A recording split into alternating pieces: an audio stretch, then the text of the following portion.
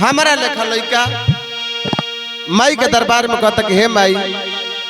तारा सिवाय दुनिया में हमार केहू नहीं है। फरियाद लड़का लेके गइल बा, बहुत पुराना भाव लागल। कैसे आ जई तू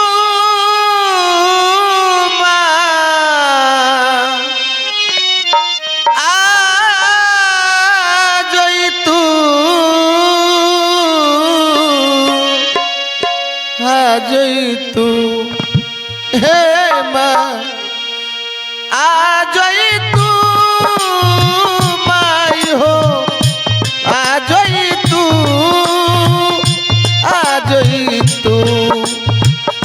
लइका बोलावो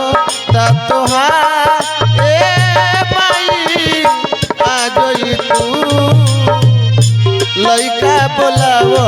ता तोहार ए माई आ जाई तू ए माँ आ जाई तू माँ आ जाई तू लइका बोलावो ता तोहार ए माई आ जाई तू लइका बोलावो ता तोहार ए माई आ जाई तू।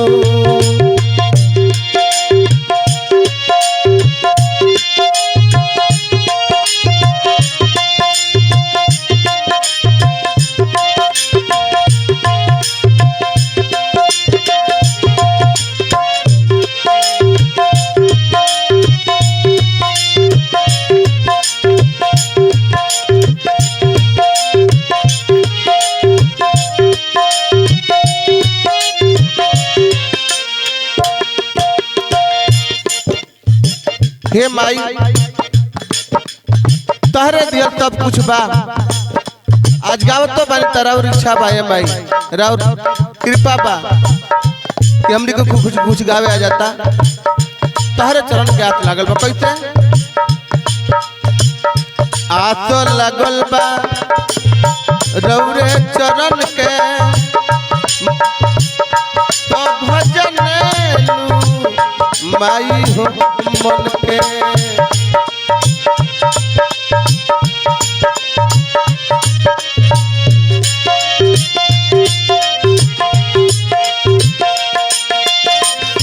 आस लगल बा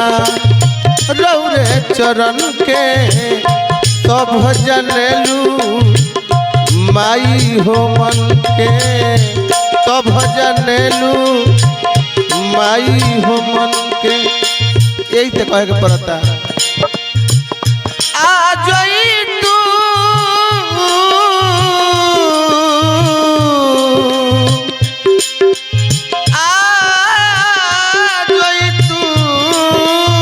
हे माई आ जाई तू माँ आ जाई तू लइका बोलावो ता तोहार ए माई आ जाई तू लइका बोलावो ता तोहार ए माई आ जाई तू।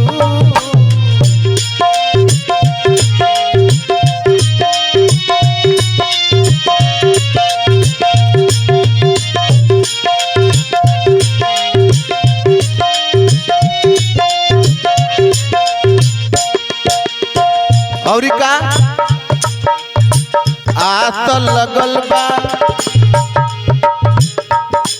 शिव मूरत के माई हो बारू जन्मो जन्म के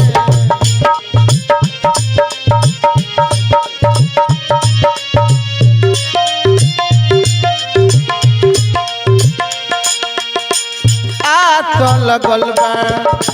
शिव मूरत के माई हो बारू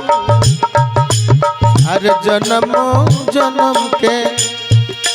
यही से कहे के पड़ता आ गई तू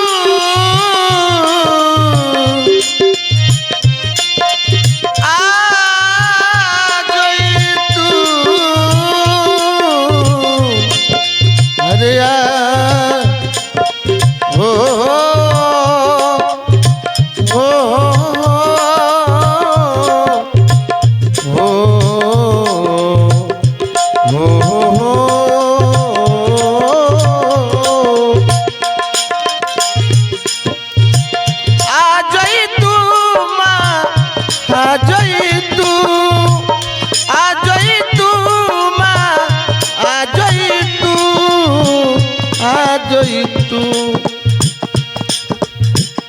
लइका बोलावता तोहार ए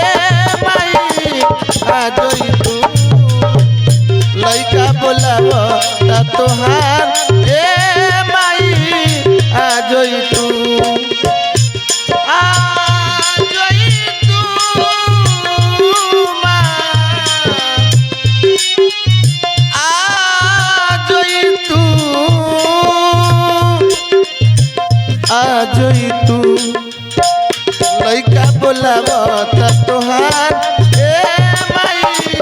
आ जई तू लइका बोलावता तोहार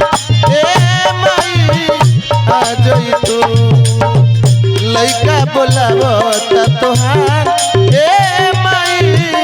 आ जई तू लइका बोलावता तोहार ए माई आ जई तू लइका बोलावता तोहार ए माई